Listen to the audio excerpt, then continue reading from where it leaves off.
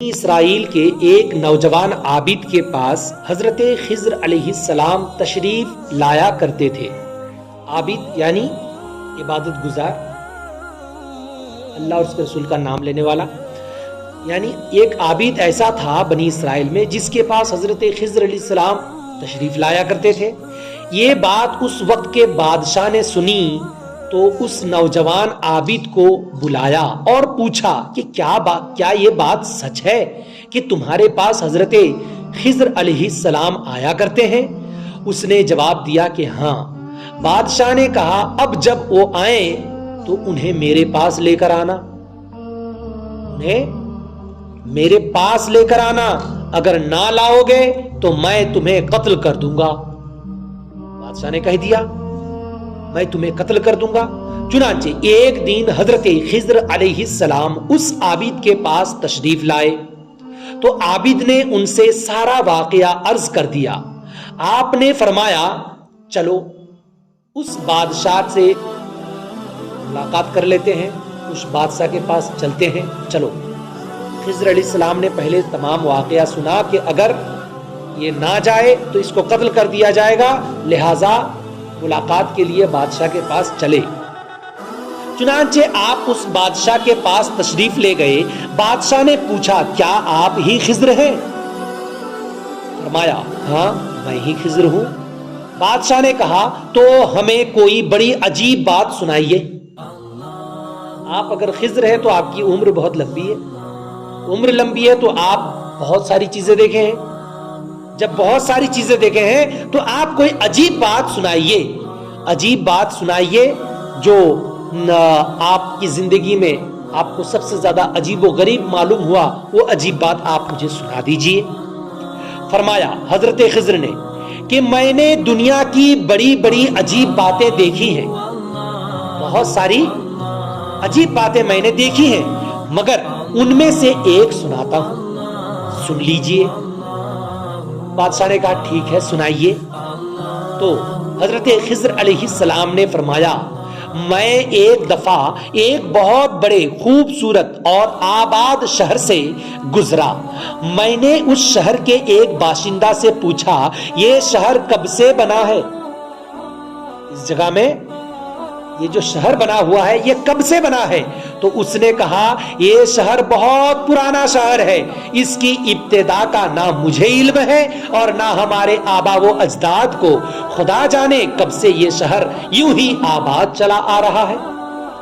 یعنی اتنا پرانا شہر ہے، اس شہر کا مجھے بھی علم نہیں ہے، میرے آبا و اجداد کو بھی اس کا علم نہیں ہے، انہوں بھی نہیں، میرے باپ دادا بھی نہیں جانتے کہ یہ کب سے شہر ہے، بس ہم لوگ دیکھتے آ رہے ہیں بہت پرانا شہر ہے، یوں ہی چلا آ رہا ہے، بہت یوں ہی اس کی آبادی شروع سے ہم لوگ دیکھتے آ رہے ہیں۔ پھر میں نے 500 سال کے بعد اسی جگہ سے گزرا۔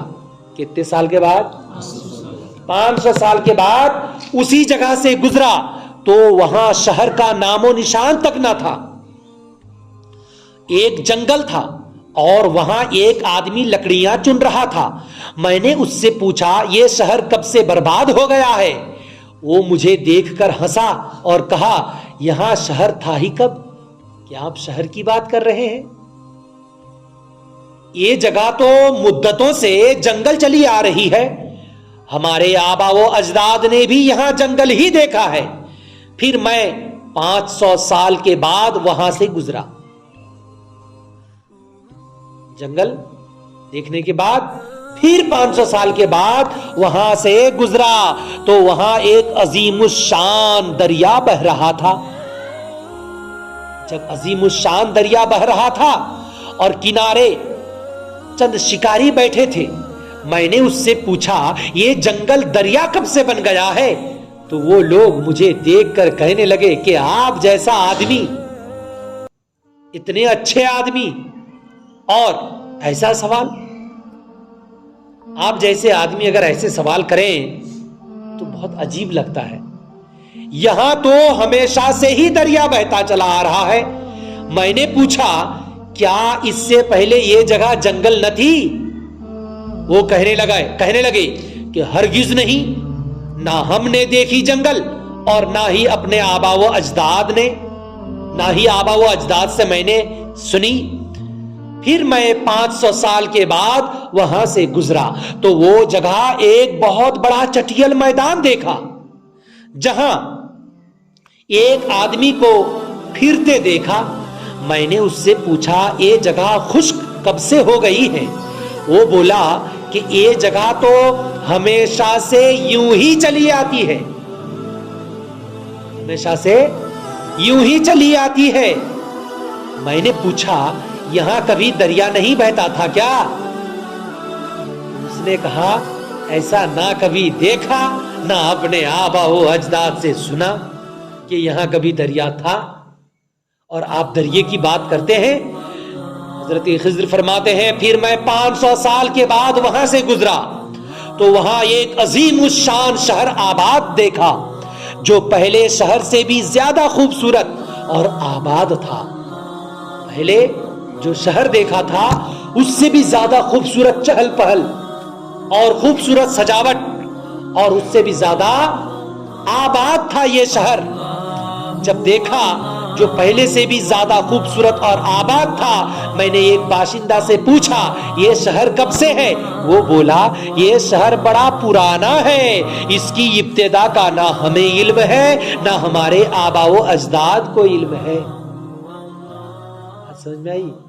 آپ لوگوں کا جو یہ شہر ہے، یہ شہر کب سے ہے آپ لوگ جانتے ہیں؟ آپ لوگ بچپن سے دیکھ رہے ہیں یہ شہر ہے کہ نہیں؟ یاد؟ اچھا تو ابھی جو شہر ہو گیا ہے تو یہ شہر سے پہلے دوسرا کچھ گاؤں تھا، اس سے پہلے جنگل تھا، ہے کہ نہیں؟ واقعے سے صاف سمجھ میں آ رہا ہے کہ نہیں؟ تو اس سے کیا بات سمجھ میں آئی؟ اس واقعے سے یہ بات سمجھ میں آئی کہ اس دنیا کو ثبات نہیں ہے، اس دنیا کو ٹھہراؤ نہیں ہے، یہ دنیا رکنے والی چیز نہیں ہے. یہ ہزاروں رنگ بدلتی ہے دنیا، کبھی آبادی کبھی بربادی، کبھی ماتم کبھی شادی. یہ دنیا بدلتی ہی رہتی ہے. جو کچھ ہم لوگوں کے پاس پہلے نہ تھی ابھی ہے، پھر ایک دن ایسا آنے والا ہے کہ یہ تمام چیزیں جو آنکھوں کے پاس ہم لوگوں کے ہے یہ بھی نہ رہے گی. جیسے مثال کے طور پہ آل اولاد آپ کے پاس پہلے نہ تھی ابھی ہے، پھر ایک دن ختم ہونے والی ہے. اور اسی طریقے سے مال و دولت، باغات، آپ کی جائیداد، آپ کے دوست و احباب، یہ تمام چیز پہلے تھی نہیں تھی ابھی ہے.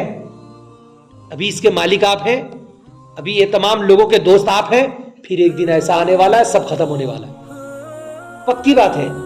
تو قرآن میں اگر ہم ڈھونڈیں کہ یہ بات مکمل سمجھنا چاہتے ہیں، اے اللہ سمجھا دے، اے قرآن سمجھا کہ یہ بات ہے کیا، تو قرآن پکار کر کہتا ہے وَيَبْقَى وَجْهُ رَبِّكَ ذُو الْجَلَالِ وَالْإِكْرَامِ. اس سے پہلے والی آیت میں اللہ تبارک و تعالیٰ نے ارشاد فرمایا فَبِأَيِّ آلَاءِ رَبِّكُمَا تُكَذِّبَانِ، میری کون کون سی نعمتوں کو تم جھٹلاؤ گے. فَبِأَيِّ آلَاءِ رَبِّكُمَا تُكَذِّبَانِ، تم میری کون کون سی نعمتوں کو جھٹلاؤ گے. وَيَبْقَى وَجْهُ رَبِّكَ ذُو الْجَلَالِ وَالْإِكْرَامِ كُلُّ مَنْ عَلَيْهَا فَانٍ. اس میں جو کچھ بھی ہے تمام چیزیں فنا ہونے والی ہیں، ہر چیز کو فنا ہونا ہے. کل من علیہا فان ویبقا، اور باقی رہنے والی چیز، باقی رہنے والی ذات وجہ ربک ذو الجلال والاکرام، اللہ پاک کی ذات ہے. بات سمجھ میں آئی؟ تو دل کس سے لگانا؟ اللہ اور اس کے رسول سے. حضور سے دل لگاؤ تو پھر حضور سے اگر دل لگائیں گے، اللہ سے اگر دل لگائیں گے تو پھر یہ ذات کبھی مٹنے والی نہیں ہے. بات سمجھ میں آئی؟ اپنی قیمت بڑھ جائے گی.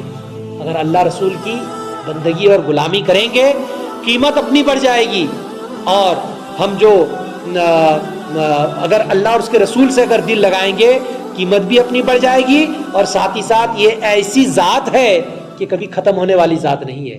اللہ تبارک و تعالی ہمیشہ سے ہے، ہمیشہ رہے گا، اور کائنات کی چیزیں ہمیشہ سے نہیں ہے، ابھی ہے پھر ختم ہونے والی ہے. لہٰذا جب ختم ہو جائے گی یہ دل لگانے کی چیز نہیں ہے. گھر میں بیوی بچے ہیں ان سے دل اتنا لگائیے جتنا ضرورت ہے، اور اگر بہت زیادہ دل لگانا ہے تو حضور فرماتے ہیں مجھ سے دل لگاؤ۔ وہ حدیث شریف ہے کہ جب تک دنیا کی ہر چیز سے زیادہ مجھ سے محبت، دل لگانے کا معنی محبت ہی تو ہے نہ، کیا ہے؟